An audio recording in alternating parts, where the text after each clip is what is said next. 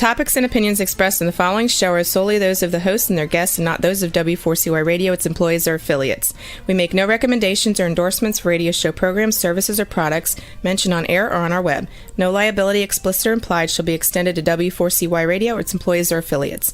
Any questions or comments should be directed to those show hosts. Thank you for choosing W4CY Radio.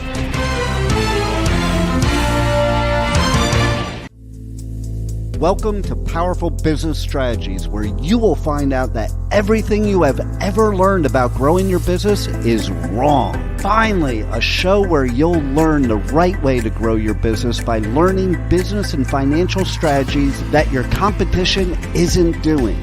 And now, here is your host, President of Next Step CFO, Michael Barbarita. And joining Michael for today's show as an executive moderator is Chucky Obio. Yes, this is Chucky, and I believe that gratitude is undefeated and growth is about the next step. It is an honor for me to moderate today's discussion with my good friend, Michael. Michael, how are you? Great. How's it going, Chucky? How was your weekend? My weekend was good. It was nice. Look, we've had a really good couple of weeks impacting small business owners. It's just an honor to collaborate with you in that regard, Michael. Well, likewise. And thank you, Chucky. As Chucky said, my name is Michael Barbarita. I'm president of Next Step CFO. And Next Step CFO is a fractional CFO and strategic implementation firm. And our vision is to ensure overwhelmed business owners achieve the time freedom and consistent profits to build a legacy and the life they desire. And our mission is dedicated to guiding small business owners to leveraging their time, exploiting their profits, and build a meaningful legacy. And this show, Powerful Business Strategies, and our book of the same name, is a step toward accomplishing that vision and mission. And so with that, I'd like to hand it back to my co-author and moderator for the show, Chucky Obio. Michael, thank you. So look, a quick disclaimer before we get energized and activate today's discussion, which Michael, I know you'll do the introductions for our guest.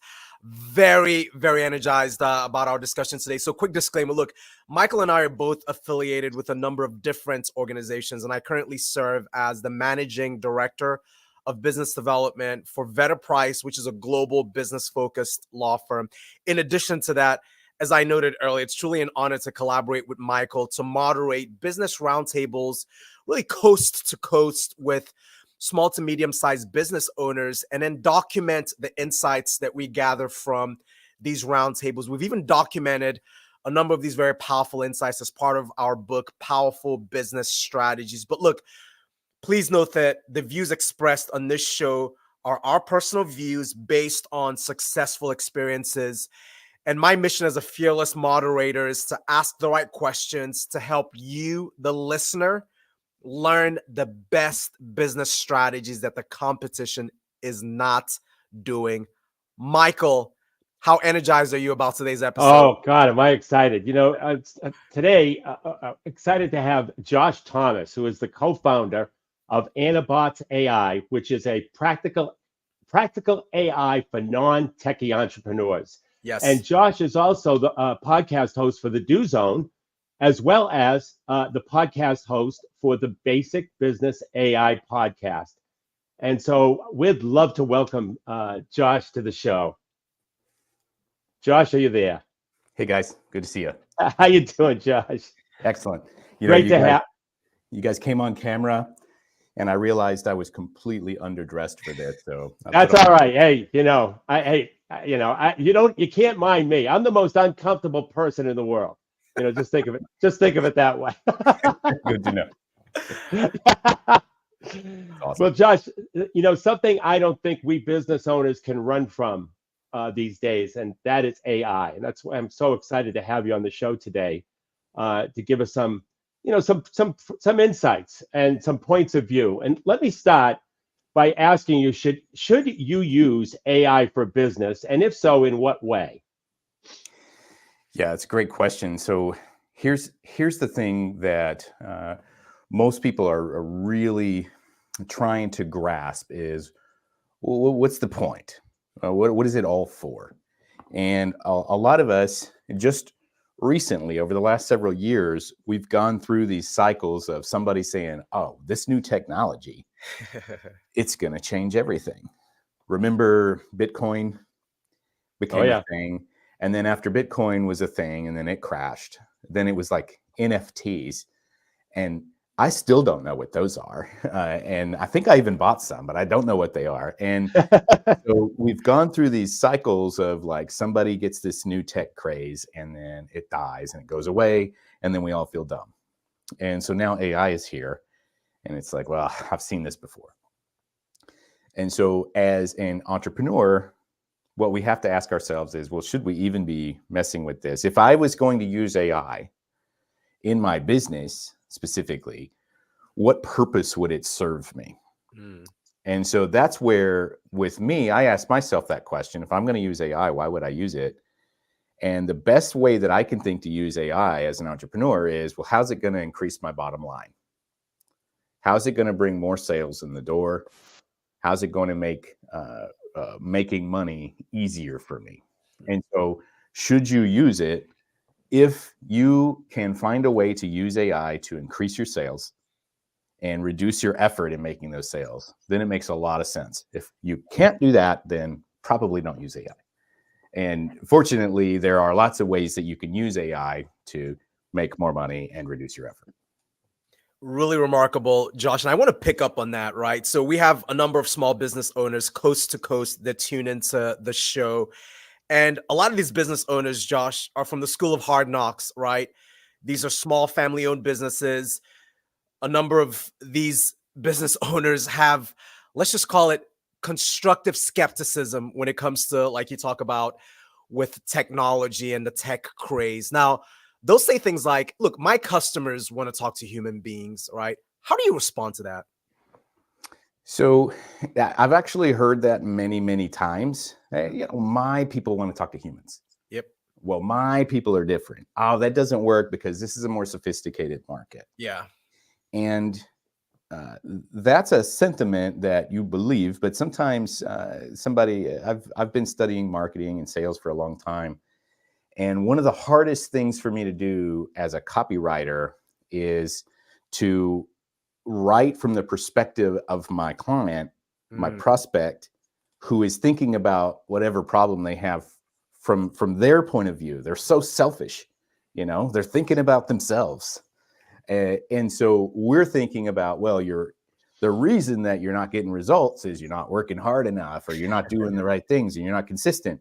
But they're not sitting there thinking that. They're sitting there thinking, well, I hired this coach and he ripped me off, and I tried this other thing and it was a scam, and then I just don't have time, I'm too busy. That's what they're thinking. And so we think, well, my customers want to talk to humans. But here's the problem with that. Your customers, when they reach out to you, they want an answer.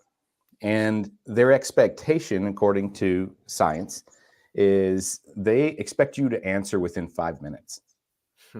And if you don't answer within 5 minutes, your chances of ever doing business with them drops 80%.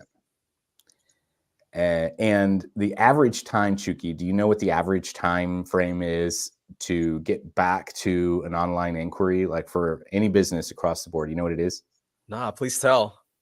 47 hours. Wow. 2 days. Huh.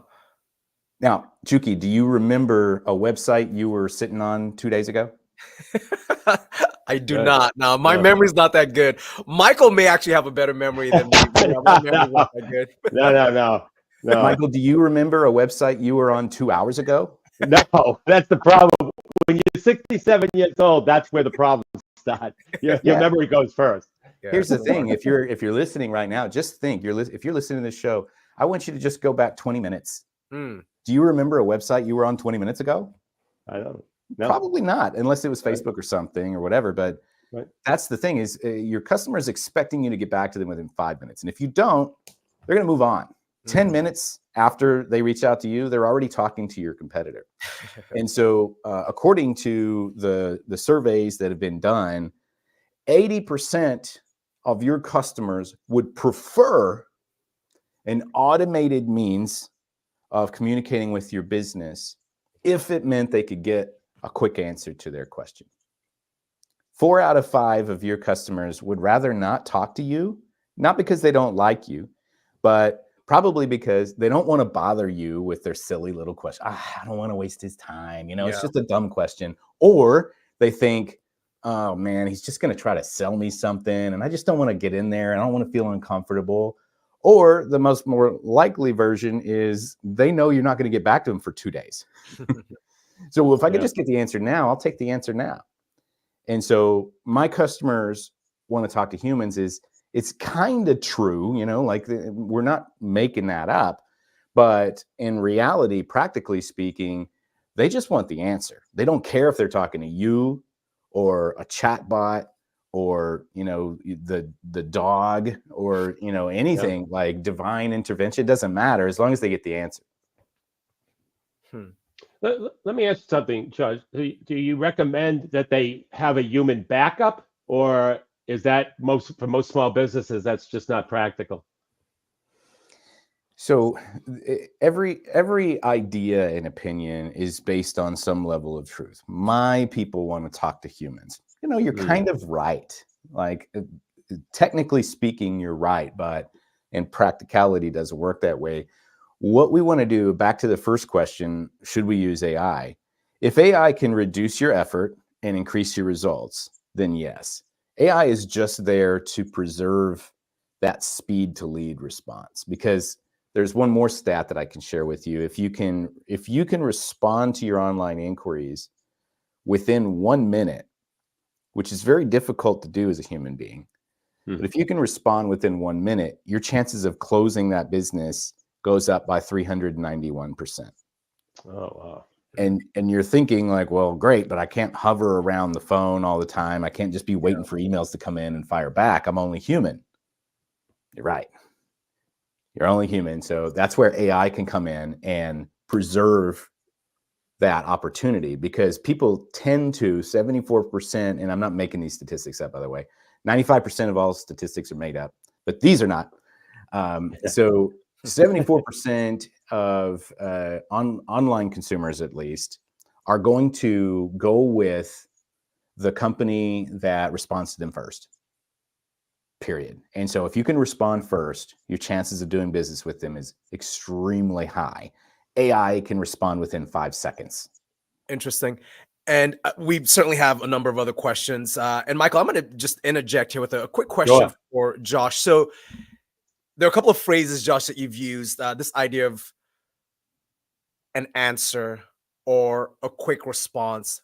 What do you have in mind? Like, what are they really responding to? Because I would imagine folks will get frustrated if the AI chatbot is not really addressing their question, right? So take us through that thought process, if you don't mind. Yeah, sure. So there's a lot of really crappy chat out there. It's like, chatbots aren't new. On-site chat, which this also works on SMS, social media, Google My Business, pretty much anywhere that you can communicate with your customers, including voice. We can do AI voice. It's come a long way in the last couple of years. But most people, when they're thinking of a chatbot, they're thinking of this little badge on a website, and they go and they pop it up, and it's like, oh, what do you want? Yeah. What's your email? We'll get back to you later. And it's like, I already get rejected enough during the day. Like now the guy I want to give money to is rejecting me too. That's weird.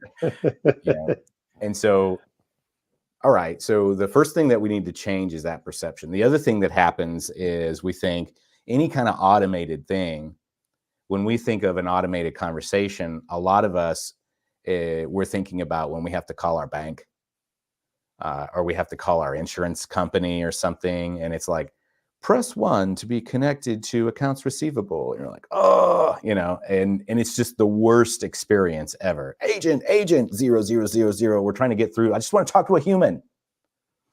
That's because the experience that they're giving you is horrible. Same thing with AI chat. The experience they're giving you is horrible. It doesn't mean it's always horrible. It just means that they don't care.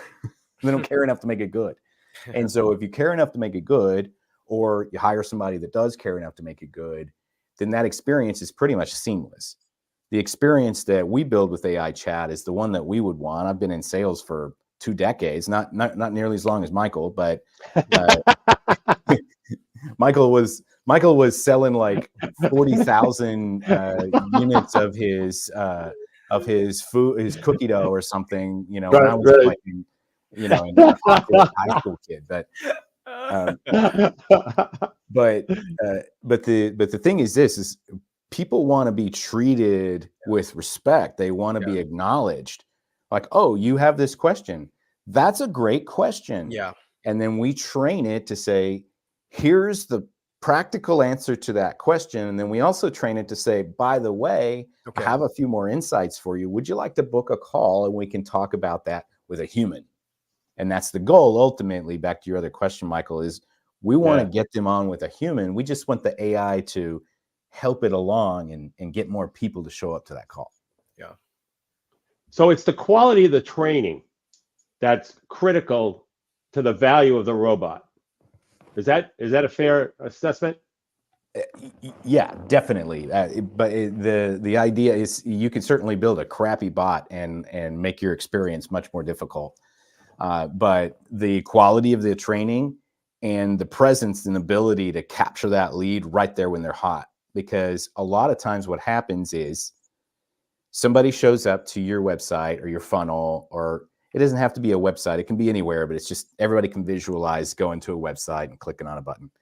And so what's happening there is if your targeting's good, you got the right person. If your messaging is good, you got them thinking about doing something with you. And man, this makes a lot of sense. But what about something that you didn't cover? That's where they engage with the chat, and the chat will answer those questions because it already knows, oh, you're probably thinking this, this, and this, because we pre-trained it to answer those questions. And, oh, what about this? Yeah, that's a great question. Here's the answer. Would you like to talk to somebody about that? We're always training it to answer your question and then try to push you to the next thing, whatever that may be. Even if it's making a purchase, which we can do that without talking to a human, as long as it's a pretty straightforward sale, you can do that without involving a human at all. Interesting.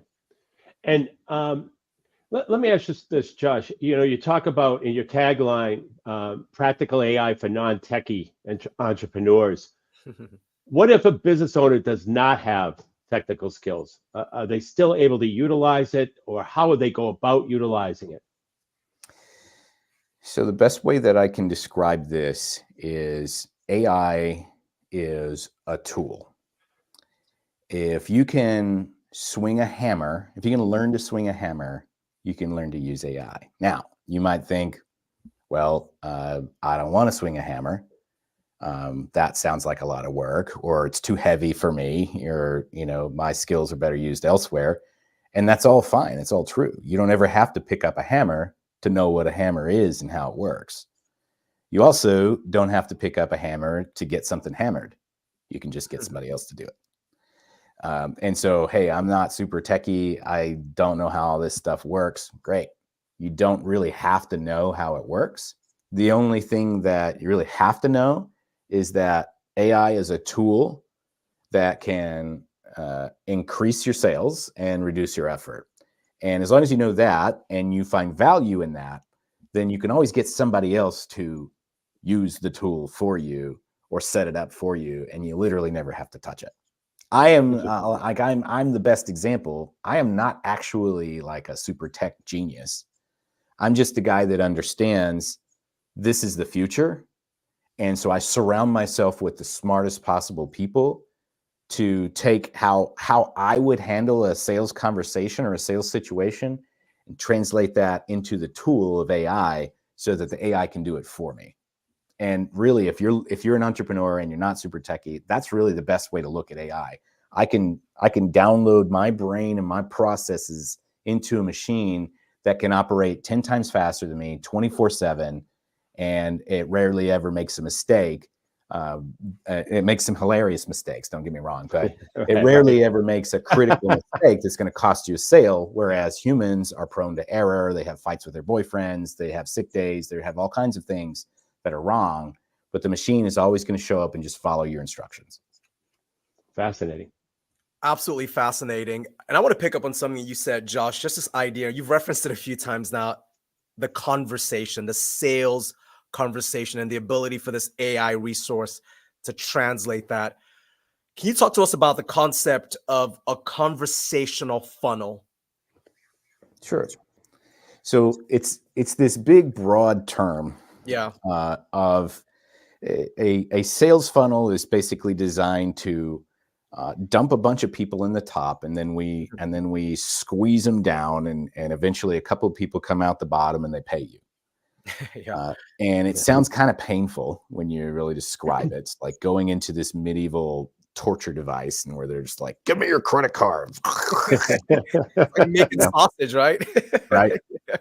Yeah, that's the what you were describing, those the home shopping network. It's like they've got everything down to a science. They know their people, they know what words to use, they know how fast to talk.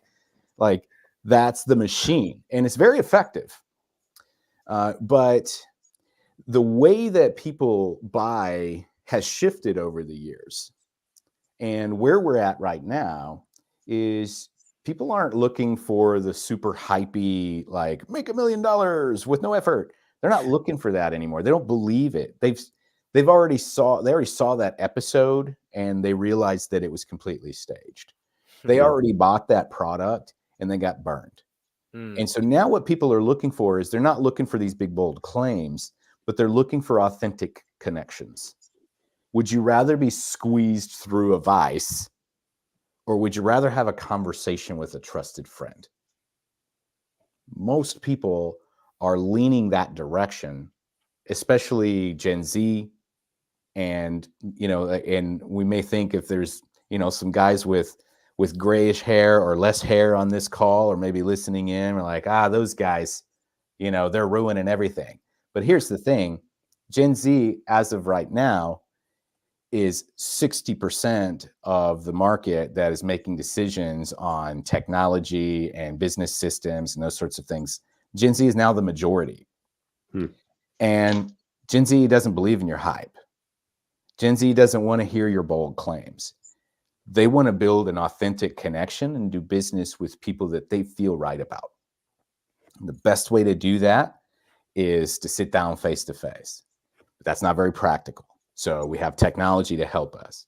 We infuse AI to recreate that conversation with a trusted friend in an online environment in a variety of different ways, both to bring people into our funnel and also to process them through our funnel. But that whole time, we're right there with them, just answering their questions, not being pushy, saying, hey, let me give you all the information you need to make the right decision for you, because that's how people are operating today. And that's where Gen Z is going, Gen Alpha after it.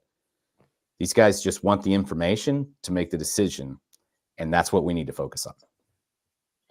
And Josh, let me ask you this. How does the conversational funnel generate higher quality leads and appointments? Is it through those authentic connections, or are there other ways? Sure. So think about it like this. If I'm thinking of a service professional, let's do professional services, like an accountant or something, just to give us something to visualize. So if you're running an ad for your accounting services online, we do accounting services, tax prep, tax planning, whatever, and you make a claim like, hey, we can save you 50% on your tax bill next year. All right, you got my attention. I'm going to book a call. I'm going to have a conversation with you on the phone. And during that conversation, well, how long you been in business? Have you ever done this for other people? Is this legit? Am I going to go to jail, or is the IRS going to pursue me? And there's all these objections that come up when I have the conversation.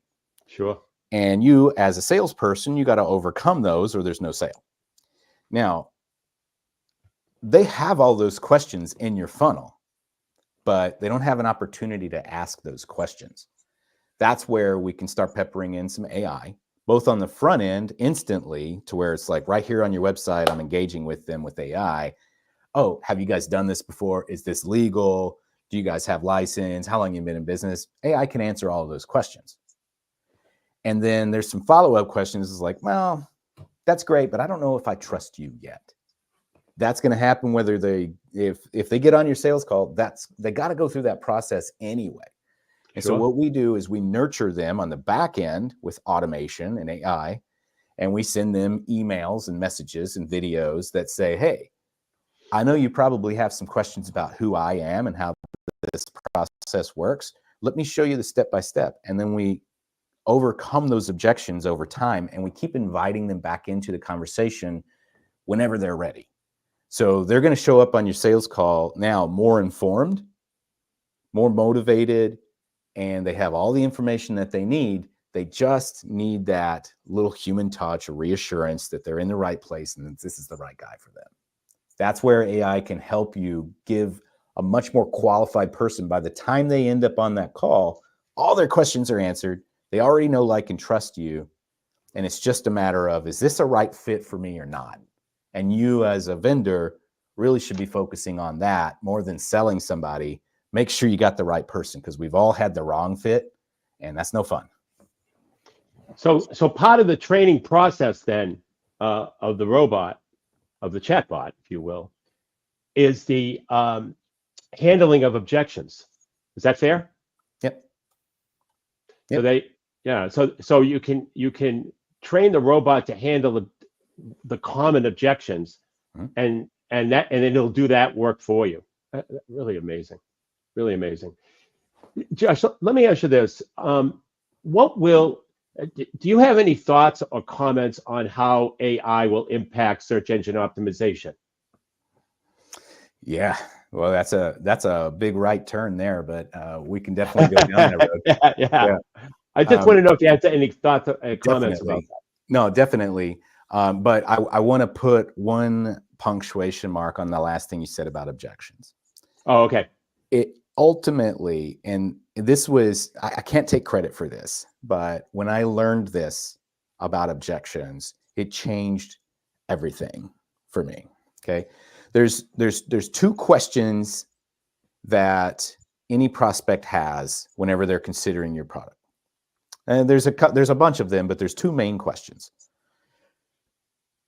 Does this actually work? That's one question. And that's a question that everybody's going to have. Does this actually work? Is this real? Is this legit? And then once that question gets answered, you can answer that question with social proof, with demonstrations, with testimonials, with your white paper and all these things. You answer that question. But there's one more question that makes all of that irrelevant. Is this going to work for me? Yeah. You did this for 500 other people. Cool. But what about me? I'm different. I'm special. I'm unique. I've already tried all of this stuff. Is this going to work for me? And the sooner you understand that that's the only real question that you have to answer, the easier your sales will be. And I know that I'm getting away from AI here, but here's the thing. If you know how to answer that question, your AI will know how to answer that question. If you don't, your AI won't. If you're great at sales, you can make AI multiply your sales. If you're terrible at sales, the AI is just going to expose you at scale, right? Interesting. So really the way that AI needs to work for you is you need to get really great at the fundamentals of running your business, and then AI can give you exponential growth. Focus on that first, pepper in AI as a bonus. I just wanted to add that punctuation there on. Excellent. And then that was great insight. And in respect to SEO, what are your thoughts there? So here's what we're seeing happen is you go to Google and you type in a question, and now at least the first half of your screen is taken up by an AI curated response. And they give source links to the source material, but you're getting your answer like right there. You don't even have to scroll. You don't have to click on a link. You're just getting, I think it's Gemini is what they're calling it now, Google Gemini. You can go and Google anything right now, and that big white text that you see, or black text, is an AI curated response. It's them deciding, it's their machine deciding based on searching thousands of different web pages, here's the answer. Now, the problem with that is there's a bunch of weird stuff on the internet. some of it's not true, and it's not entirely obvious that it's not true. And AI is not sophisticated enough yet to tell the difference. And so the veracity of those answers is sometimes questionable. You know, I've got some stuff I post on my Facebook occasionally with just like really off AI responses, like, can you cook spaghetti with gasoline? And it's like, yeah, actually, it's going to add a nice flavor, you know? And like, just go and ask it some weird question. And like, sometimes you just get these bizarre results. So how is AI going to affect SEO? In that way, you know, to a certain extent, SEO may not matter. It may not matter how much you do if Google is just going to curate a response and bypass you 100% anyway. And so where I think AI is really going to affect SEO as far as content creation is Google's going to get more sophisticated about figuring out that you're using AI, and it's going to deprecate your results, and it's going to delist you, and you're not going to show up. Google's looking for authentic, real content that is unique, despite the fact that they're using AI to just clobber you anyway. They're looking for that authentic content that's unique, and they're going to figure out how to do it, just like they figured out how to delist all of the SEO kind of optimized stuff from 10 years ago. They got rid of that stuff. They're going to figure out how to get your AI content out of the way so that the real stuff stays near the top. But then they're going to cover that up anyway with their own AI. So, I mean, I think honestly, the best way to get in front of people is to pay for it. Yeah. Unbelievable. It's interesting. So, Josh, I mean, one of the things that we focus on in this show are strategies that the competition isn't doing. And I've been fascinated by this conversation about how you can almost position AI as a competitive advantage strategy in a way. So let's stay on that just for a minute or two. Give us a sense, like, what are some examples that you have of how someone has been able to maybe position their business, whether it's a service or a product, where they got ahead of the competition, truly cornered a market based on AI? Yeah, so I want to take one step past AI on that. Go ahead. Like AI is a tool that will help you augment whatever results you're getting. Yeah. And so here's a way that we stand out in a red ocean industry, and we use AI to help us. Okay, so we do. You guys are doing a podcast here, a radio show. We have a version of that we call a flip show, and the flip show is very simple. We are seeking out our ideal client, and we're building a show around a topic that's related to our ideal client and what we do. It's not exactly necessarily on the nose, but we're building a show that we want to attract people to that are our ideal client. And we have a conversation with them. And Michael just went through this process, actually. It's why I'm on this radio show. Michael was on my podcast. It was the Do Zone, right? Mm-hmm. Yep. I have two, so sometimes I forget. But yeah, no, it was the Do Zone. So Michael came on to our show, and at the beginning, I did the intro, and in that intro was a little soft pitch about the thing that we do, and then I featured Michael. I put a spotlight on him, and I asked him a bunch of questions, and I gave him a great experience, and that's real, by the way. It's authentic. It's the same thing that you should be doing. If you get onto a sales call or a get to know you call, you want to ask, like, tell me a cool story, man. I want to know who you are. And Michael starts busting out all this home shopping network where he's selling like 5 truckloads of cookie dough. And it was like, dang, man, that's awesome. And, that was a lot of fun, Josh. Absolutely. Yeah. And so we dug into that conversation. We had a great experience together. And then we finished up the conversation. And I did another little, by the way, this is what we do. And then we turned the recording off. And then Michael and I just talked for like 10 or 15 minutes. And we were just two friends. Like it was a conversation with a trusted friend. And at that point, Michael's either interested, he's already heard me like indirectly pitch twice. He's either interested in what I do or he's not. But I've built a relationship that's going to last, and that may produce other benefits for me or for him, or maybe we meet up down the road 6 months later and it's like, oh yeah, Josh. Yeah, no, we had that interview. It was awesome. And that's something that you can't say that. Like, you can't remember the last time you were on a sales call 6 months ago. It's like, who was that guy that was trying to sell me internet service? Right. What a great dude. Like, nobody's thinking that, you know? But if that internet dude had a podcast and was like, hey, I like to talk to my people who use internet service to talk about, you know, what the quality of their bandwidth or something, you know, like, that's a conversation. Like, that's a relationship that you build. And so if I'm going to go into any red ocean market that's ultra competitive and a lot of different people are selling the same thing, and it's like, how do I tell the difference? I'm not even going to talk about my product. I want to talk about what's important to you that's related to something I do. And then we're going to build a relationship. And that relationship has an unlimited value. And I'll give you one quick example here. I know this is a long, I don't want to go too long, but the very first podcast I ever started was called How to Lose Money. and we brought on entrepreneurs and investors. They shared a major failure story and a lesson they learned from it. I think it's still on Spotify. And one of the very first guys, I was horrible, by the way. You don't even have to be good at this. You can be horrible at it. It doesn't matter. What matters is that you just have a conversation. And so I interview this guy, and it was a great interview. It was 20 minutes. And 6 months later, this was a long time ago. 6 months later, I found myself out of a job, and I was trying to figure out, well, how am I going to pay the bills? And so I just started reaching out to people I interviewed on a podcast, like, hey, man, what are you working on? And so this guy gets on.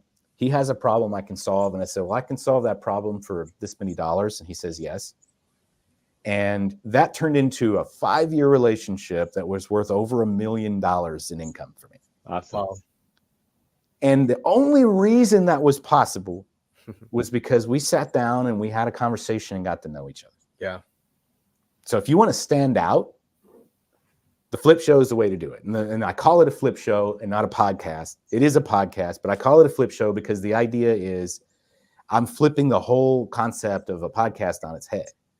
I love it that people listen to my podcast, but I'm not focusing on who may possibly passively listen to my podcast. I'm focusing on the person who's right here in front of me that I know is listening. And that's the guest. And then we have a conversation later about doing business together if it makes sense, or we just build that connection. I've had people send me referrals. I've had people do business with me. I've had people come to my house and hang out for a party. I've been invited on stages just because we opened that conversation. Remarkable. Well, Josh, you gave away our secret that you don't have to be talented to do this. So.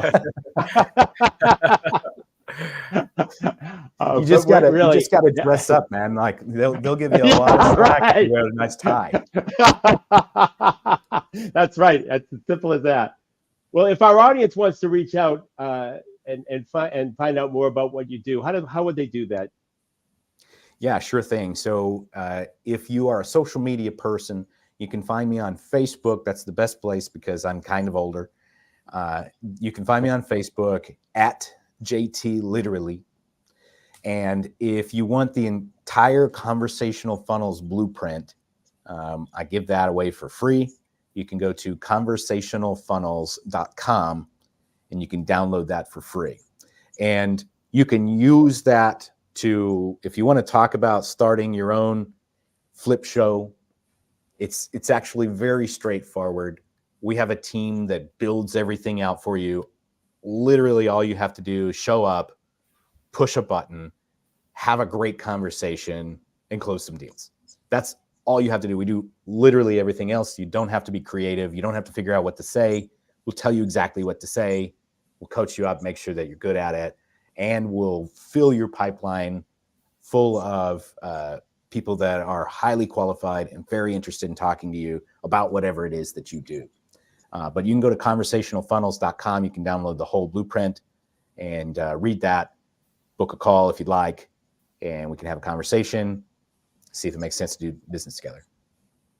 That is outstanding, Josh. It was a pleasure having you. You gave us some excellent insights. Really, really, just so happy you were able to find the time to share with us. Appreciate it. You got it. Thank you. Take good care, sir. So Chucky, yes. I'd like to, so why don't we go into compliments and then just bring it back to me. I've got a couple things I'd like to close the show with. Absolutely. So very excited about this segment, business compliments. And there are 5 notable business owners that we want to compliment as part of today's episode. And these business owners are located coast to coast, doing incredible work, servant leaders beyond measure. First things first, Larry Vault. So let's start with Larry. So Larry's known as the personal financial coach, and Larry's always inspired to serve business owners and individuals as well. So both as it relates to business and personal financial advice.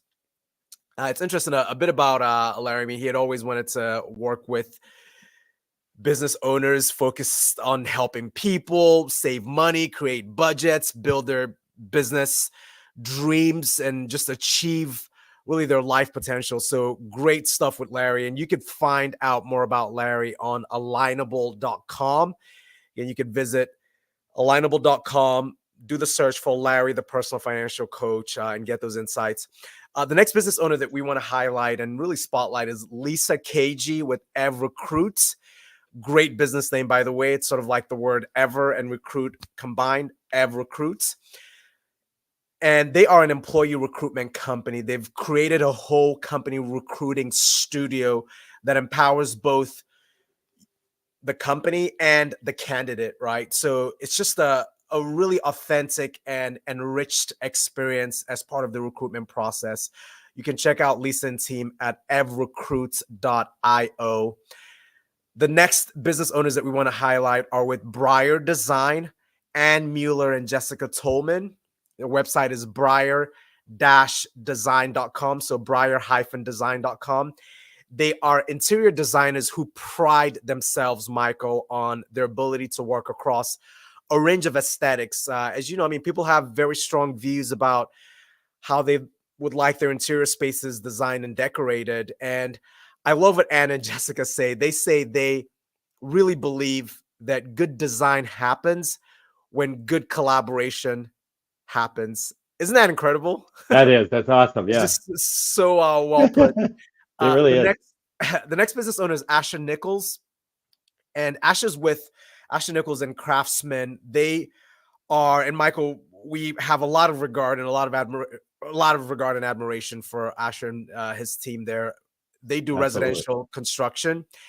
I love sort of their mission statement in a way, right? They are a diverse family of carpenters, craftspeople, and professionals. And they've been doing remodeling and renovating work for over 17 years, coming up on 2 decades. Really remarkable. And Michael, they've got 3 Ps as part of their purpose, a 3P focused purpose statement on people, process, and product. There you go. Check out Asher and team, and I think you'll be pleasantly surprised and impressed of just how service-oriented they are. You can visit them at ashernichols.com. And then last but not least, Carlos Sanchez with Continental Roof Company. Website is mycincyroofer.com. So they're based in Cincinnati, the greater Cincinnati area. Love that website. Again, it's mycincyroofer.com. Their team has decades of experience. And Michael, you'll be energized by this, and I think our listeners will be energized as well.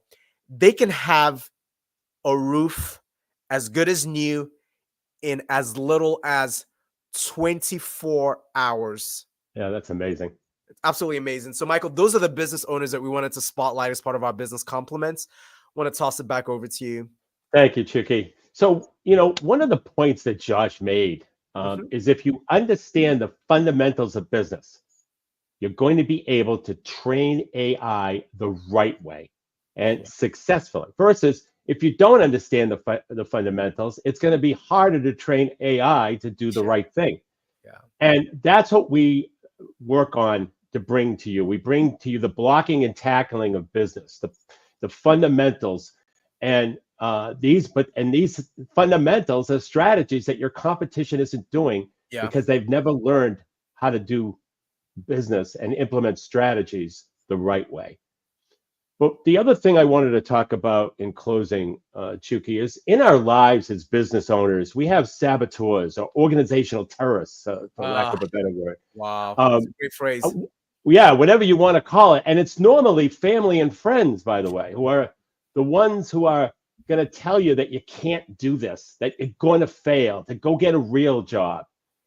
I mean, anyone ever tell you to go get a real job, or they question what you're doing? I mean, if you have access to our chat function, put a yes in the chat. If someone who didn't get the support that you needed, or the people that you wanted to believe in you the most are telling you that this isn't going to work. That's a real frustrating thing. And one of the things that we do in our strategic implementation program is to make sure that we optimize your environment and make sure that you're surrounded by the right people, the right type of people who are going to encourage you and keep you on the right track, because there's always going to be those days that you're going to want to quit your business. And you should never quit on a bad day. And there's going to be those days when you're just going to ask yourself, why did I go on this journey of becoming a business owner? It's so much safer and so much easier to get a job. And it's so much safer and so much easier to give up on your dream. So you need to stay the course. And many times you can't do it alone. And that's why for the few select people that come into our strategic implementation programs, we make sure that your environment is optimized and that you're surrounded by the right people who will encourage and support you, including, of course, myself, Chucky, and your implementation strategist at Next Step CFO. Yes. So to get a copy of Powerful Business Strategy, simply go to our website, www.nextstepcfo.net. It's totally complimentary. And until next Monday at noon Eastern Time, for Chucky Obio, this is Michael Barbarita. And remember, don't keep doing what your competition is doing.